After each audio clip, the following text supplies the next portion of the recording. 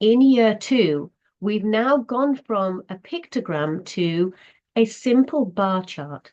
So we don't have the pictures anymore. What we actually have are just colored blocks. And it does the same thing. Now they should be able to transfer the information from year one to year two simply by um, reading the numbers from the chart. So green is 4, blue is 2, and the cows, the pink is 8. And it is just a case of reading the chart. But with this, the children will now need to answer some questions. So, for example, they may get a question like, which animal is the favorite? So clearly the animal that's a favorite is the one that has the most bars colored in.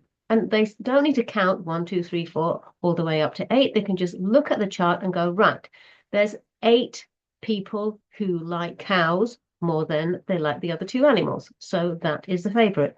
Which is the least favorite? So then again, they look at the chickens and go, that's the smallest bar. Well, there's 2 people that like that. So that's the least favorite. And then they would then have to work out, well, how do you know? Well, the answer is because they see how tall the bars are. And that tells them how many people like cows more than rabbits and chickens, etc.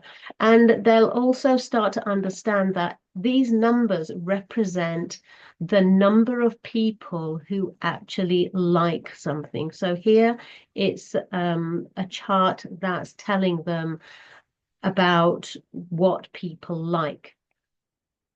Hi everyone, my name is Sabina and I've been a teacher for 30 years now, and I also tutor children for their SATS, their 11 plus, and also foundation level GCSEs in English and maths. Otherwise, I actually have a parent and teacher group where I answer your questions, where you can drop me a line in there and I will either write comments and posts and things like that in my group so that I can help you.